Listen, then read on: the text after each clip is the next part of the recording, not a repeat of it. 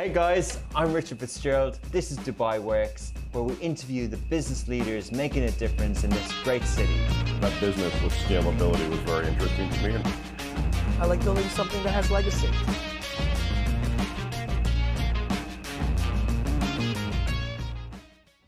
Good afternoon and welcome to a new episode of Dubai Works Business Podcast.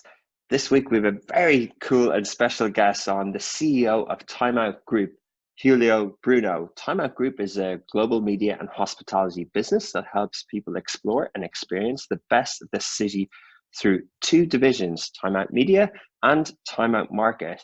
Time Out itself launched in London in 1968 with a magazine to help people discover the exciting new urban cultures that had started up all over the city. But today, the group's digital and physical presence comprises of websites, magazines, live events, and Time Out Market. Across these platforms, Time Out distributes its curated content written by professional journalists around the best food, drink, culture, entertainment, and travel in 328 cities, wow, in 58 countries. So today we'll be talking about Time Out Group and its story, its diversification into the hospitality sector with specific reference to the newly opened Time Out Market that has the city buzzing here in Dubai in Souk Al Bahar, and the impact of COVID and strategy moving forward. So good afternoon, Julio. Good afternoon, Richard. How are you? Thank you for having me. Here in your incredible podcast. Happy to be here. It's actually, I know this is a recording, but it's actually still early in London, relatively early on a Friday morning, and you're in your home space. So you're based in London, correct? I am based in London, and but I before COVID, I was based in a plane mainly, right? In a plane, yeah. And I would be always somewhere. But I just been recently in Dubai, opening the incredible Time Out Market in Dubai. From there, I went to Spain. I'm going to Portugal this weekend because we are opening the original Time Out Market, reopening the Time Out Market in Lisbon. So I'm going back as the city is opening, back to that routine of being in a plane. But today I'm in London in my home office. And you mentioned just before we went on air that you're currently, you would be in your office at the moment, but they're renovating and you're moving to a new space. Correct. We're moving to another place, in a couple of weeks. So we are, I was there in the office yesterday, but as you can imagine, with all the moving, etc., it's a little bit complicated. So I thought the noise would not be great for your podcast. So here I am. And you're a podcaster as well, Julio. How do you have the time for everything? Oh my! Well, I am a podcaster it happened by accident. Our podcast, which I name Your City or Mine, ? It started because our general manager in Australia was running the Time Out Business podcast. And he was poached by the government in Australia. So Mike is now having a wonderful job in Sydney. And he said, we have to continue that. And it's a business podcast, so we need you, Julio. And I said, oh, come on. And then my chief marketing officer and the chief content officer told me the same. So finally, it's a group effort, right? So I have the editors who help me, etc. And I do it in a spare time. I'm recording two this evening. Okay. Very, very late ones, actually, because they are from the USA, and one I think is from Uganda. So clearly, I try to find time where I can do two or three and move on. But it's fantastic doing a podcast. I learn a lot. I love it. I see how it's presented on the Time Out website and how it looks. It feels very on brand. It's very curated. It's lots of interesting people. It's quite cool. Is that your background, or how have you embraced the publishing industry, but also a publisher yourself? Has it been a shift for you?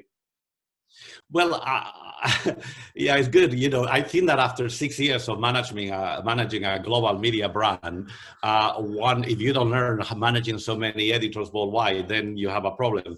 I always love to write, and I do write a little bit, and I have written for different publications as well a little bit, and I think that that's part of it. But I think that I'm just in the midst of, daily discussions with our editors worldwide. And I think you get the bug of not just publishing, but actually being part of it.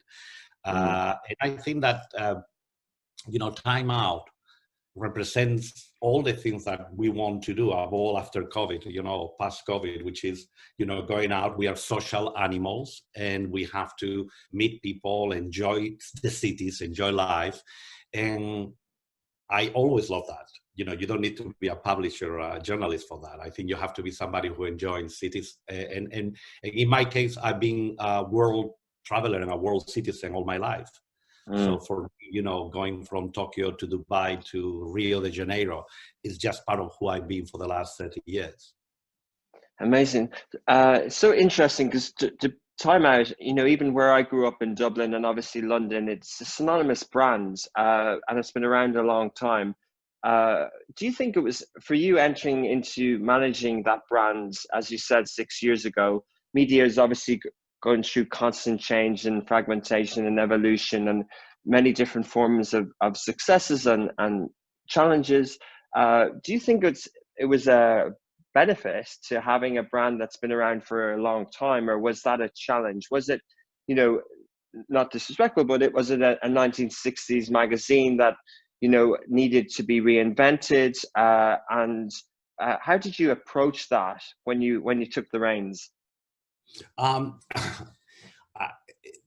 There is an origin story right now. That origin stories are famous, right? For now, even all the movies. What is the origin story of the Avengers? But in my case, not that I'm comparing, there is an origin story for me and Time Out and I, which I approached them. They never approached me. They weren't looking for me. I was looking for the next project, and I got somebody to introduce me. Never said why. Got to meet the private equity owners at the time. It was a private company, and after a couple of meetings, I told them what I thought about Time Out, what it should be. My previous life at TripAdvisor, Travelport, etc. I've been in the travel and entertainment industry for many years, and obviously the digital publishing, etc. And I felt that Time Out needed to take that magazine and evolve, right? And I think it was a meeting of minds. The owners, Oakley, at the time, Oakley Private Equity, were looking to do that. And I think I came up with some of the solutions that we believe were needed. And that's how I approach it. I said, a brand that, founded by, now this is our founder, Tony Elliott, rest in peace, who had this very incredible idea in 1968 from his kitchen to discover the things that he wanted to go out as a 20-year-old. What do I want to go out in London? Imagine London in the swinging 60s, and there's no internet, and the newspapers is not what they were today. They were like very, you can imagine, very serious. So how a young person who wants, music and culture and a little bit of things that are not happening and underground, counterculture, and he created a magazine basically for himself and his friends. And that evolved and evolved and evolved. And clearly, I don't need to say what happened then with the world many years later with internet and, listings. Then you needed a magazine for listings, but then you don't need a magazine anymore because the internet will give you the listings, right? So how do you evolve? And the evolution of Time Out and the expansion worldwide, it was also an expansion of a lifestyle, right? Time Out with professional generated content, PGC, as opposed to user-generated content. Yeah. UGC. Is saying, well, why is it important? We have to give a view of the city, because if you go to a city like New York or London or Dubai, there is so much to do that either you're a local or a visitor. How do you choose what's the best thing to do? And we all want to do the best. Yeah, we have FOMO. So clearly we want to do the best, and I don't have the time. I have a weekend. I have to do 3 things. What do I do? What is the best restaurant? Or what is the best Italian restaurant? Or what is the trendiest restaurant? How do I get there? And why should I go there? And what is the best theater play? Because I have many in Broadway or in the West End. And having that helping hand, that ambassador of the city, that's what Time Out has been offering for over 53 years now. Fascinating. Yeah, and you mentioned Tony Elliott, who sadly passed away last July, and a giant of publishing industry in the UK, and the brand's lives beyond his legacy and something that you're carrying forward.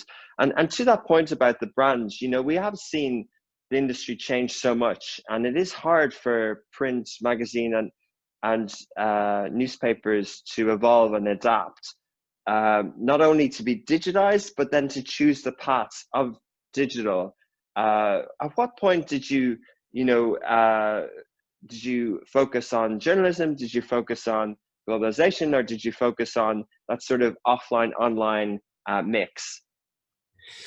Well, I always was of the opinion and the experience that you have to be where your audience is, right? So if you are platform agnostic and you say, well, okay, our audience will read us in their mobile, they will read us in their, the website, or in a print, sometimes in a magazine, or even physically now with the time out markets, right? So if you think about a brand and what it sells, what it says to the world, and what it represents, and then you just are where the users or your consumers or your readers are.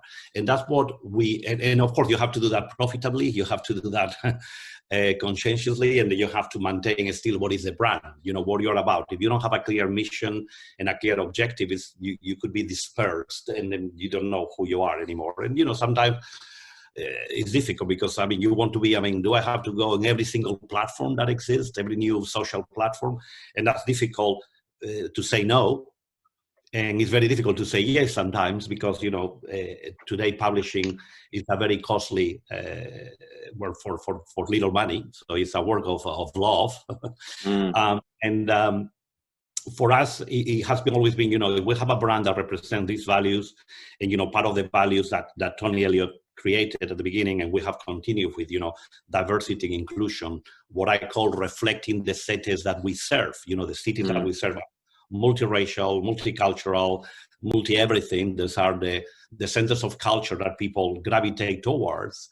Then you have to represent that in what you write and how you write about. So that's why Time Out has always been very involved with, if you want to call it human rights and equality and fairness, and this is also permeates throughout the organization, right, and through what we write and how we communicate to our consumers. So from the point of view of the values and this, if you want, selling of the brand, Time Out is also quite unique because we are a one brand company, now two brands with Time Out Market. So we have Time Out and Time Market, that's two brands, which is very unique in the publishing world. Sure. To get a scale, you need several brands, you need all this globalization, you need deep pockets as well. And with the digital transformation, clearly very expensive. If you look at what is happening, for instance, streaming, movies, and look at Discovery with Warner, look at the creation of Amazon with now MGM and obviously the Washington Post, etc. And you see that's how do you compete with that, right? So then you have a myriad of the smaller companies that are more niche. We are a niche global company, right? But we're niche because we have that specific. So if you look at every sector that we touch, there will be somebody who is more well-known than us in food and more well-known than us in entertainment. But nobody is as well-known as us for everything. And that has positives, being the generalist, and negatives of, you are not then seen as the number one in everything. But we have our famous 5-star reviews, red stars of Time Out, and you go to Broadway and you see Time Out, and you go to the movies and you see a Time Out review there. That makes us very proud because it means that what we have to offer, it is understood globally, and not just in Anglo-Saxon speaking countries, but obviously in Japan and in China and in Mexico, right? So that is also very interesting for us and very, very important. But as a business, as I said, we needed to do something to scale, and our solution was pivoting the company to suddenly, from talking about the best of the city to being part of the best of the city. Yeah, it's a nice story. It makes sense. I get it. I like it. But from a business point of view, you mentioned it was private equity and now it's listed in London. What's the kind of business status quo? How much of the revenue is from print, digital, and the markets. And what's the makeup of that modern media company that you're running? There is a before and after COVID, right? And or at least still a during COVID, which is, it's a parenthesis because obviously the company until 19 was one thing, and now we are rebuilding, if you want. During the COVID, we became timing because, we couldn't be Time in, out. yeah. You're And showing the hat with the logo for those listening. Yeah. So time out to time in, and it was all about doing things that we can't go out anymore. It was very, very Yeah. smart branding, and it worked around the world as well, which again goes to show that sort of thinking that global brand that you have. Yes, and it's thinking about, well, if the work couldn't go out, but we cannot be time out, it's timing, right? And that's something that I was discussing with the leader of our business in Spain. And that's how it came out with the idea of timing. And then we executed very fast, and the content teams started creating all the stories worldwide. The world became much smaller because of COVID. Everybody knew what was happening in Australia or in Miami. And that was something very, very obvious to us. But also that meant that all our advertisers were closed. Restaurants, theater, museums, events, suddenly all gone. And our markets, the Tamar markets, as restaurants as they are, the best restaurants in the city, they closed as well. So when you talk about revenue, I can talk about 19 rather than talking about what has happened in the last 18 months, because clearly it has been very difficult. But in 19, by the time that we were finishing the year, print was around 30, 33, 34% of the revenue of the company. So we had already been transformed into a digital main brand. And then the markets are big behemoth of places. I mean, the one, Souk Al Bahar. I mean, is there any better place in the whole of Emirates like this? I mean, just a month ago. I mean, come on, you have the best chefs by far. You have an incredible atmosphere, the best views, in front of Burj Khalifa, by the Dubai Mall. Those are incredible propositions. So, and by that means that they also, revenue-wise, are much bigger than a media business with one brand. So eventually, when we are back, out after COVID, now we have started reopening our markets. The market will be the biggest part of the company. Revenue-wise, it will be by far will dwarf the media in 2 or 3 years. Because if you think, for instance, our original market, it was Tamar Market Lisbon. It started I've actually been there as well, and it's stunning. It's so cool. It's really nice. It seems so authentic. It's really cool. Thank you. And I love it too. And every time I go there, I put a couple of pounds in 1 week. I mean, it's 30-some restaurants and 5 Michelin stars, all of them with 5 stars of Time Out. And it's clearly a beautiful place as well, right? And is that a criteria to get in? You have to have a 5-star Time Out review?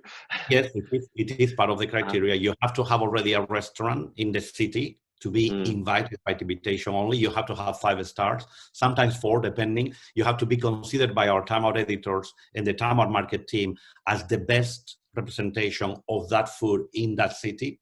Obviously, strong product, it's subjective by us, but it's obviously based on professional food editors. So clearly, and so yes, there are several other things that we choose, but that's part of it. And when you look at that one, in 2019, we had 4.1 million visitors in the year. So the scale, I mean, that's the largest attraction of Portugal by far. So the scale is so big that obviously dwarfs what you could do a media brand, because you are talking about, people eating constantly, 12,000 people every day for every single day of the year. And the numbers were, steadily going up. So, I mean, the previous year was 3.9 million. It's not like it just happened. And it's something that was building over time, and now it's 6 years. Clearly now we are reopening next week on the 1st of June. I will be there. I will be there for the reopening in Lisbon. Great, I'm gonna go to Portugal. We can this green corridor open between the UK and Portugal. And by the way, I'm fully vaccinated as well, so that also helps. Great. So when you look at that and you see, well, that kind of business is so very different to what is traditional publishing and digital business, but at the same time, it's the same. because are people who are interacting with your brand rather than digitally or through the mobile or through reading a magazine, through physical interaction. We are seeing what Time Out represents. I mean, we talk about the best of the city, and now here you now can try the best of the city as chosen by Time Out. And obviously, we also do cultural events. We do a lot of things from theater to music to dancing. So we are only creating events in the market, which is the food and cultural market that we define ourselves as, in short, the world's best food hall. Yeah. Amazing. So it's interesting. I want to ask about, I just interviewed someone from the hospitality sector, from the core group, and he talked a lot about owned, managed, and franchise.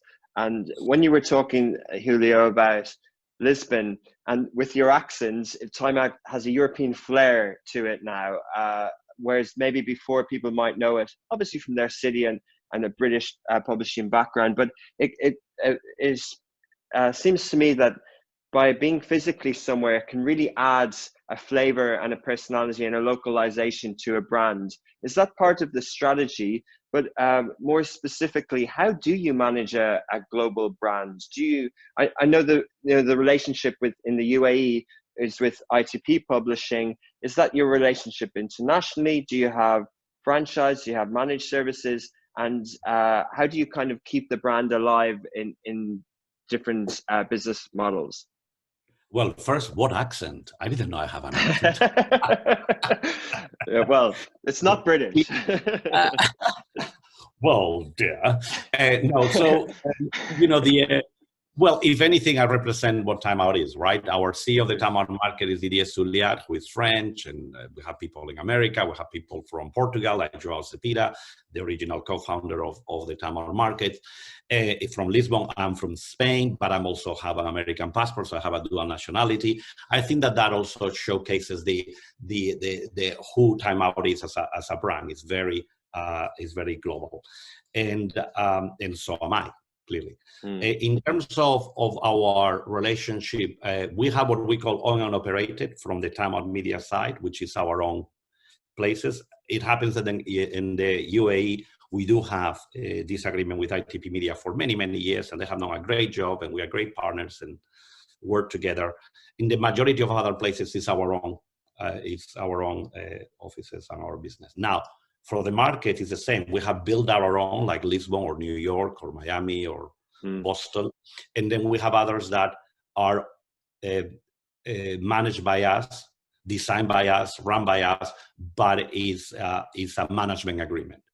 And that's a very good model for us, because it's people, like in the example of Dubai, we are working with our partner, Emaar, and obviously they wanted us. And then, we told them what we could do as the world's best food hall, and they love it, and they are an incredible partner, and that allows us also to take the brand to more places in a better, more efficiently, because imagine the kind of money and the kinds of resources that you will need if you wanted to open 20 or 30 or 40 of these around the world. Is very expensive, and again, we are a public company now, but we have limited resources. And that working with the strategic partners is very important for us. But in terms of media, we own obviously the brand worldwide, and what we do are few year agreements, renewable agreements with some partners, like for instance ITP. Yeah. And how do you manage that communication? You're a public listed company. How do you communicate that to the markets, the different margins in media versus physical hospitality world? Is it a story that's constantly evolving? How have people received it? And how do you position that? Because there, as you said, Time Out's unique, this sort of proposition of one brand and that real popular experience, F&B experience offering as well. How do you present it to the markets, and how is that received? Well, when I started, when I took the company public for the IPO, and I went in the roadshow with the very just new CFO that has been like a week with us. And I'm Wow. explaining, like, this is our plan. This is what we're going to do. This is what we're going public. And this is the money that we are raising to do this. And they go, okay, digital transformation, e-commerce, blah. And then I have this market here. And they went, it's like this double thing. What do you mean a market? What? This restaurant, look at Lisbon, and that time Lisbon was just new, right? And they all went like, hold on, you lost me. We were talking e-commerce, we were talking digital. Now you're talking to me, I had hospitality business. So I kept selling, and that was the reaction absolutely by everyone. But it was selling the idea of the brand, what it means the brand, and how you could be agnostic with your platform. And it was kind of trying to show up people that they have never seen before. They understood a magazine going digital and e-commerce and events, etc. But they have not seen a magazine suddenly coming up with restaurants. So they usually got lost there. And then obviously as a company, we showcase different business model if you want. The hospitality model, people coming, order value, etc. And then the media advertising model. But there is one thing that joins both of them, right? Which is the brand, Time Out. And then you have 1 + 1 should equal 3. And then there is a synergy that, the media brand is telling people in the world why you should go to the Time Out market. We curated it. These are the best things. So there is a wonderful marketing and PR machine for the Time Out market that create footfall. It also allows us to create that credibility with the chefs that we invite. Who is Time Out? Well, they know who is Time Out. They know the reviews by Time Out. So obviously for them, it's also aspirational being chosen as one of the best of the city under one roof by Time Out. So that creates that aura of, we understand the city, we understand food, and we are packaging it all together for the consumer. And then you think about a consumer, I could be reading about what to do tonight or tomorrow in Time Out. And then I also can be sampling what Time Out market has to offer. So the more we talk about it, the second time that I visited that investor or the third time, they got it. And still is very unique. But that was the pivot of a media brand. As you know, media has been battered by the last 10, 15 years. And to find out, whether you have a paywall, where you have a pivot to video, where ours was Time Out market. And I think that was very unique, and it is very unique. And it has proven great. Now, you have the parenthesis of COVID, which suddenly stopped everything. We opened 5 markets in 2019. In 19, we have to close them all in March 20. And, we are reopening as we speak. Yesterday, we opened Time Out New York. That's what I'm wearing, the t-shirt. Cool t-shirt. Oh, amazing. New York's back, Lisbon's coming back, but Dubai's open. It's great. We could talk at length about the pandemic, but the fact that you're here and you're reopening, it kind of tells its own story, and we can touch on it again. But just specifically, I was thinking of Disney parks and Disney streaming as you were talking, and that in those two offerings, which is one type of comparison. And you're telling a positive story. It's amazing to see the brand legacy, but is it not challenging to, direct to consumer makes sense in the Time Out world of, we used to sell magazines to customers. Now we have a place where they can take their card out or whatever way of paying in a market. But not only is digital difficult, is journalism difficult with the costs of, the term you used was professionally generated content with premium journalism, but so is digital. The technology around digital, the unit economics around the creator economy, around digital monetization. Is it difficult to kind of progress that while investing in real world as well? And how do you manage that? Listen, if it was easy, they wouldn't need me. And not that I have all the solutions. I have a very good team that have incredible passion for what we do. And again, not to talk about COVID, but you can imagine how double whammy when you own restaurants and you have a media company dedicated to going out and the world is seeing. So it has been an incredible sobering experience that we are now coming out of it, and this is great because also means that the world is coming back and more healthy, and deaths are subsiding, which is great news. But how do we look at that world between digital and that is today? Our brand became free years ago, so we don't sell the magazine in most places. I think maybe in Dubai they do, but in most places we don't sell the magazine. But there's advertising on it, yeah. It's an advertising model, and the advertising model, you have the print, you have your page or whatever it is, or a cover wrap or whatever. But in digital, it's about the audience. What is the audience that you reach, and how many impressions you're going to get me, and then of course the premium attached to that brand. In the case of Time Out, it's very clear because we are an action brand, so people come to us because they are going to do something. They are going to go to a restaurant, to a theater, to a movie, or to travel. That's what they're going to do, to going out, or a music event, etc., or to the market, which means that you have people who are going to spend money. That's an action brand, and that's good. And if you think about Disney parks, would be the example the same. There are people who are going to go out, and once they are out there, what other things are going to do? And for us, from the digital point of view, is how did we enhance our content that we have created for many years, and just make sure that digitally we were also relevant. And the digital world is very different than the print world, right? In the print world, you have a certain number of competitors, and you distribute, and you have a number of distribution, and your print cost distribution, etc. Whereas in digital, you are competing now with everybody. Everybody's an influencer, everybody is writing about this, Facebook, Google, they take 82% of all the advertising of the world. So clearly, where are you? And I think that for us, digitally has been, first a transformation. How are we serving our content to the users in the way that they want to see it?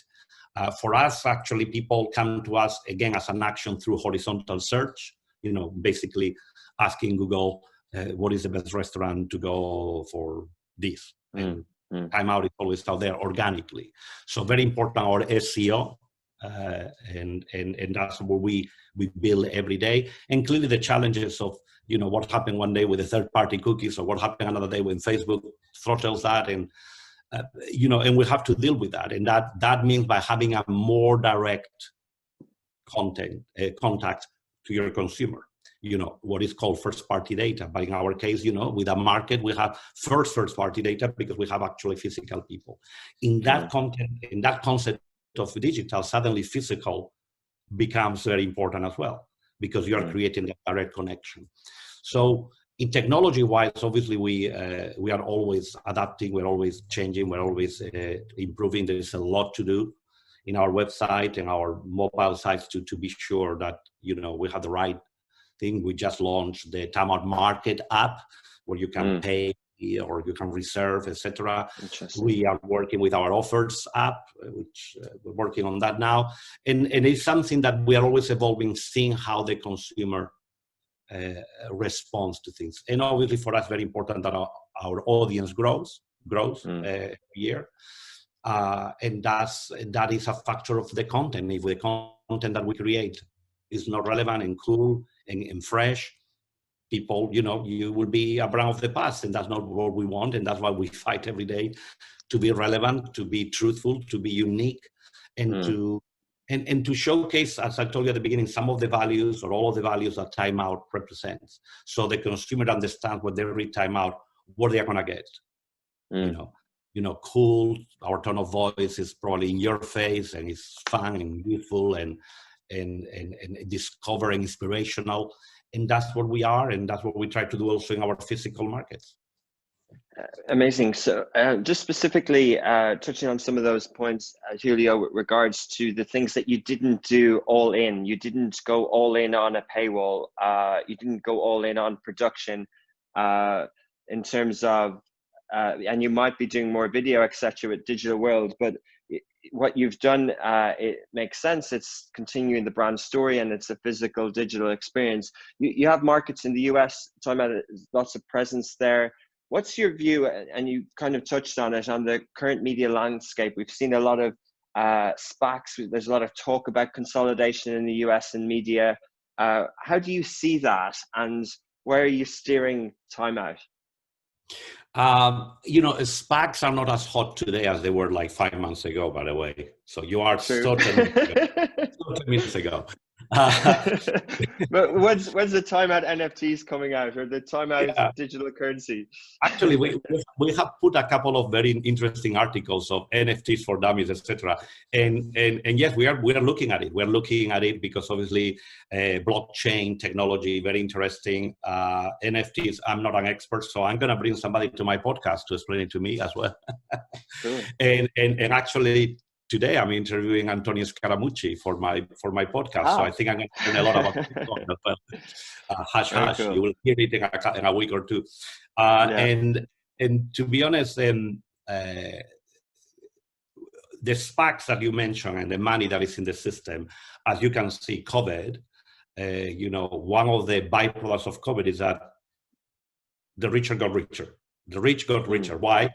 Because all that money don't know where to go. And that's why you have a lot of SPACs. It's a very simplistic view that I'm giving you, but it's a lot of money out there trying to be invested and where.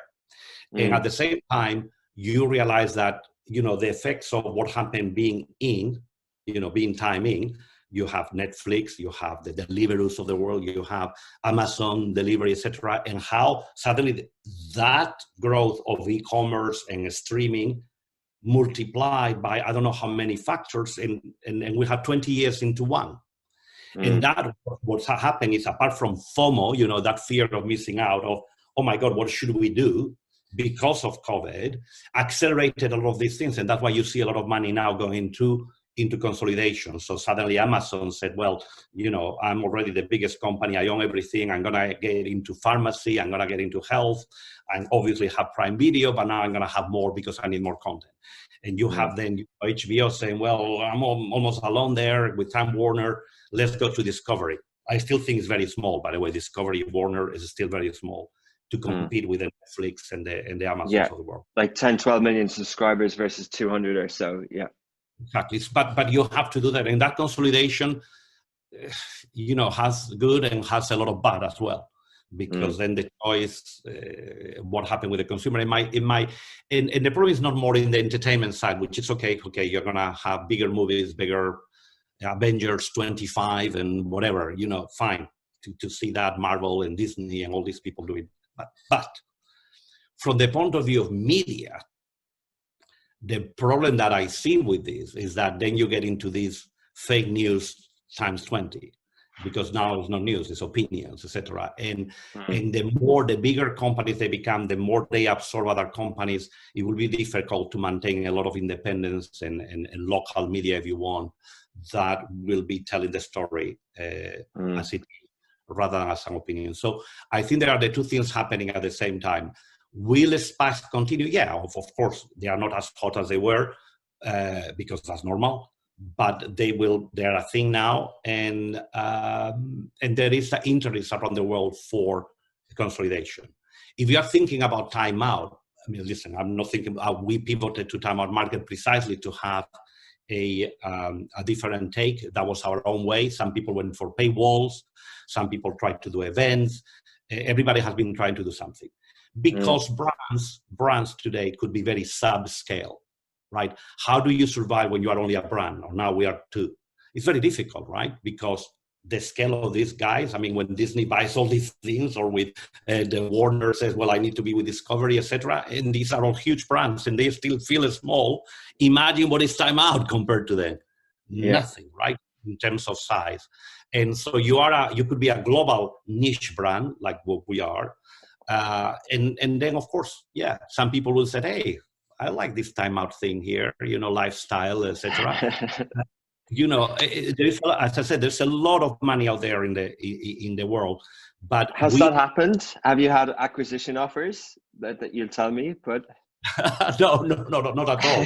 No, we are a public company, as you can imagine. So what I'm saying is that when the world is looking at today the media landscape, you are looking at acceleration, as I said, of 2 decades into 1 year.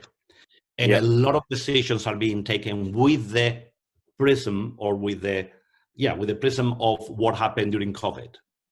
But the reality is that now we are coming out of COVID, and people and companies are realizing that what you want to be is out, because we are social animals, and that you're probably not going to see every single series in Netflix as we have done for a year, and that you're not going to have every single day delivery of food because you want to go out and go to restaurants, and you're going to go to events, and you're going to see movies in the cinema as well as home. But those numbers that they were used through COVID are not going to be the numbers that are going to happen now after COVID. The human beings are not going to change. We are evolving, but we are not made to be living a two-dimensional world. We want to live in a three-dimensional world and not in a matrix. And I think that that's very important. So that consolidation that we are seeing as well, and that rush to buy things that maybe they can have good prices now, I think we're going to see subsiding, the same as SPACs, because we're going to get to a little bit of a more of equilibrium. Having said that, obviously, today's world is global, and you need more and more global companies that talk about global things, because at the end, we all want the same around the world, right? We want to live a better life, a better education, better houses, better jobs for our children, for things. I mean, it's logical. And now with COVID, we saw what everybody else is dealing with. And I think we hopefully that made us a bit closer together, hopefully. It's interesting listening to you describe it that way, Julio, but I think, it's good to be positive at this moment in time coming out of the pandemic. And, the moat per se around Time Out is that it's a one brand, to companies, to offerings, it's got physical. However, I often think of what a modern media company is today, and this is the device that we consume a lot on, and that device isn't necessarily text, audio, or video. It's a combination.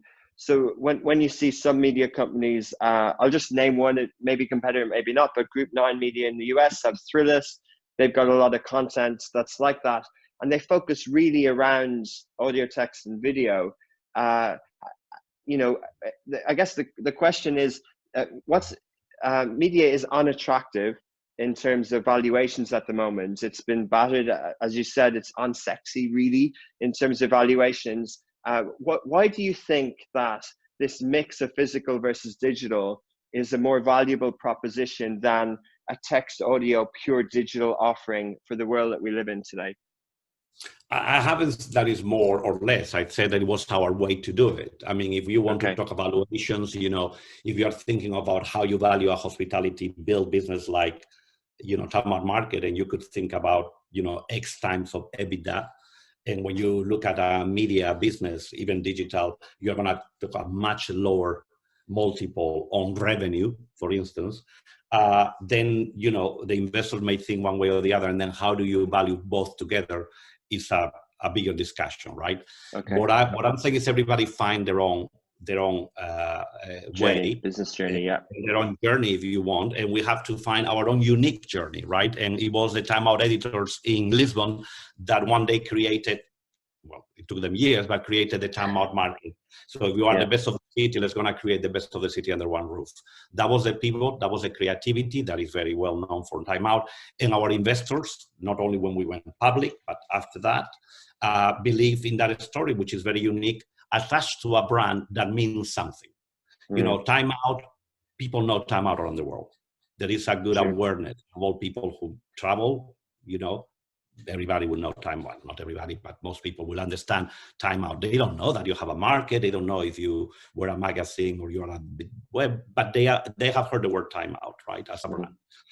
And I think that that's our strength. And that's what we have been enhancing that brand and everything we do that has that premium attached to it at the same time of being cool and in the moment and fresh and inspirational and urban, right? Because we champion cities. We don't talk about the country or the whole thing. We talk mainly about cities and travel from city to city and what it means. Because we believe that the majority of people gravitate to cities and that's the place where the cultural hub of the countries are, right? In the main cities. You have the theater, you have the plays, you have all the museums, etc. is happening in those cities. So, I cannot speak for others of their journey. I have seen journeys that are incredible and very successful. and pure digital plays that are doing so well. I have seen many print plays that have done very badly and they have transformed very badly as well, or have not been able to transform digital. We are still in that journey. And with the parenting of COVID, you can imagine it's like a lot of things we have to start again. It's you know, we have been punched on the face very strongly, and now we have to go, the whole team, and get up and go out again, and both our markets and our media, and you know, that's our journey. Interesting. So I know Time Out is well known around the world, and your business is bigger in some parts than others. But leaving that for a second and asking, with your a CEO of a global brand hat on, how do you view the Middle East as an emerging market, and how do you view it in terms of priority? And what's your outlook? How familiar are you with the region? Where do you see the opportunities? And would you have an optimistic outlook that this market will emerge? Well, to start with, obviously, our brand there, Time Out, is quite strong in the Middle East, thanks to ITP and ourselves, obviously, the brand. We opened the Time Out market in Dubai, as you know, which has been a success, and is great because we are offering the best food of the city, the best experience, and that's during COVID. So imagine when the restrictions stop and we can do all the things that we want to do, all the cultural events, etc. We also signed for a market in Time Out market Abu Dhabi. That was announced a couple of months ago, and we will make more announcements sooner to the date. But you know, we have a market opening in Abu Dhabi, which we also have ITP being very strong as a partner there. There are obviously other places, you know, Qatar, Oman, etc., that we are, Bahrain, that we are well known, and that, you know, they are potential, without disclosing too much, but there are discussions ongoing there, let's put it that way. In other places? Sorry. Yes, okay. We'll just let that big green elephant in the room stay in the room. Exactly. And obviously, together with our partner there, you know, and our current partners like EMAR, etc., we are learning a lot about the market. We have a very good team there, and not just in the market, but other team that is helping us, you know, finding the right partners. But one thing that we have learned through COVID is that, and my podcast talks about that, you know, the future of the city. What happens with retail when everything goes into e-commerce and online and two-dimensional? How it's going to be next? The offices, you know, I'm calling you from home. I'm not in the office. Our new office is much smaller than the one before. So if you're a landlord and you're thinking about the future of your properties, how you're going to attract people, footfall to your places.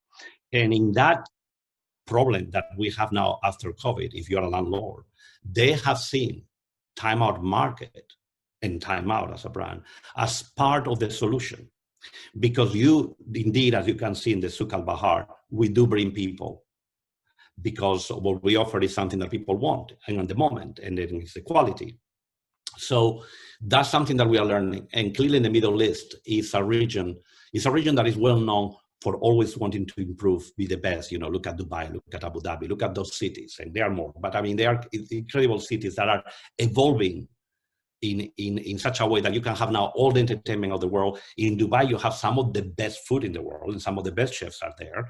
Abu Dhabi is not far behind either, and some could argue that some of them are in Abu Dhabi more than Dubai. But my point is that we see the Middle East as a strategic for the company, and that's why we are there. We will continue to invest there and to find more partners there to work and to offer, you know, to the local community and to the visitors, who we are, what is Time Out, what we offer, and actually the Middle East, it has become for many years, this is not new, a gateway to so many things, either to the east or to the west. Yes, maybe because we're in the middle, right? And it's obvious, but it's there. And that means that also is a hub of international exchange of knowledge, of culture, of, you know, lifestyles, that is very appealing to a brand like Time Out that is representing, you know, the best the city has to offer. Amazing. What a positive note to finish on. Julio, thank you so much for your time. Congratulations on the reopening in New York. Good luck with Lisbon. And we look forward to welcoming you back to this region on your when your office returns to the airplane. Yes, very soon. Very soon, and enjoyed the conversation with Antonio Scaramucci, the Mooch, this evening. We'll continue to listen to your podcast. Thanks very much for your time. Okay, bye-bye. Bye-bye, thank you. Hey guys, I'm Richard Fitzgerald. This is Dubai Works, where we interview the business leaders making a difference in this great city. That business with scalability was very interesting to me. I like building something that has legacy.